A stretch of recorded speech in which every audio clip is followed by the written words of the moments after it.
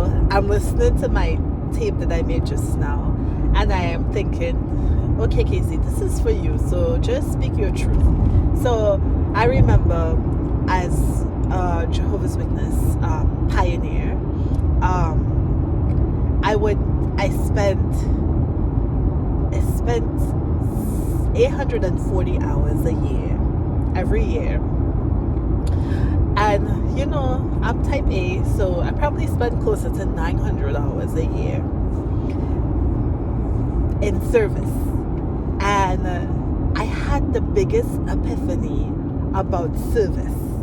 And service, the as one of Jehovah's Witnesses, the name service is very particular because it means, we say service, but it means the evangelizing. So either you meet as a group and you go out and you talk to people about the Bible, or you do it you meet with your small group, or you do it by yourself. But basically it's like, the honor system, like Walmart. You check your own hours, but at the end of the month, in order to be a pioneer, you need to average about 70. I mean, you could play around with it, which I love to do. I love playing around with time. But, sometimes you make 50, sometimes you make 70. But at the end of the year, your total should be 840.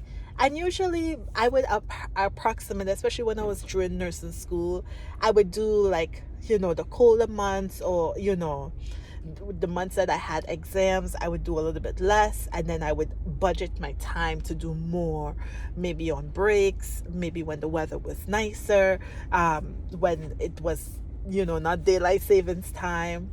So what I came on at the end of September last month was an epiphany, and I said,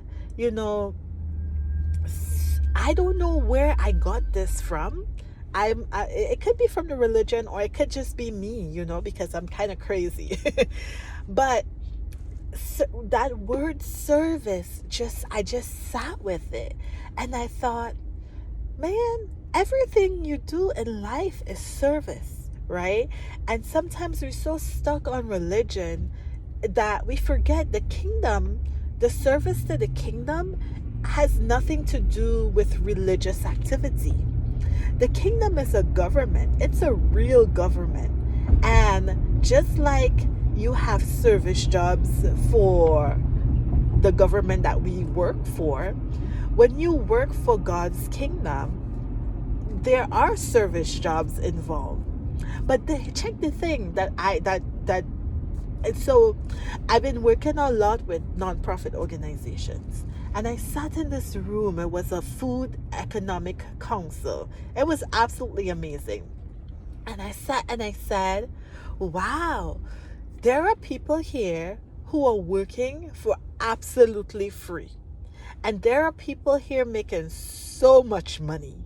And they're both in service. So my mind just didn't like, what on earth?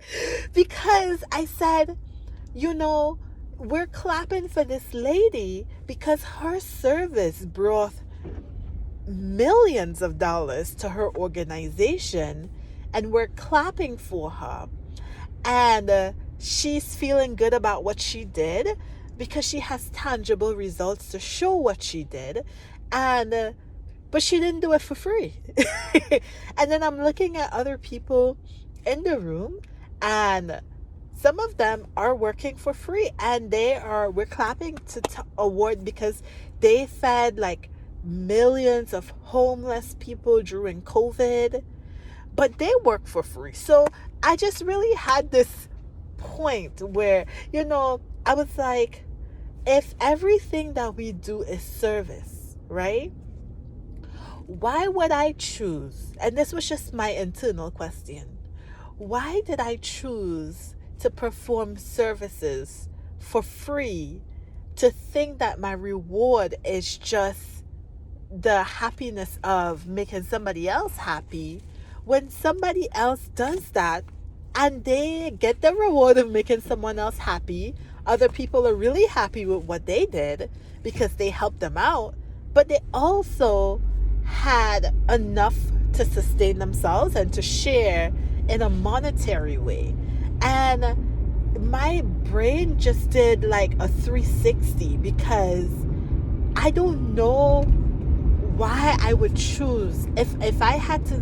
So I think I think energy is finite, on and I talk a lot about the atom because that's where you find the energy rings. So on the outside of the atom, you have eight electrons, right?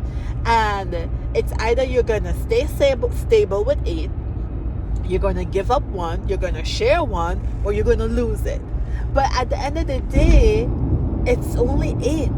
So my thought is, if I am engaging in energy transference, why is it some people work, and they work like my grandma and my mom, a lot of energy, a lot of hours, and their greatest skills and talents and abilities was for free.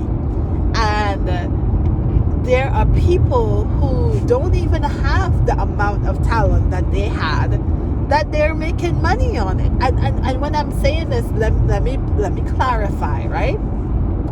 My grandma, oh my gosh, she could have cooked. That woman could have cooked.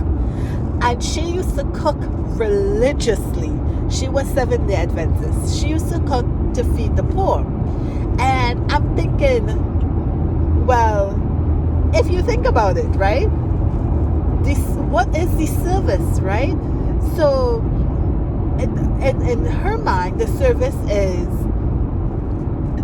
and I'm not accusing anybody. I'm not saying anything is right or wrong. This is just plain me trying to understand life. And my thought was, the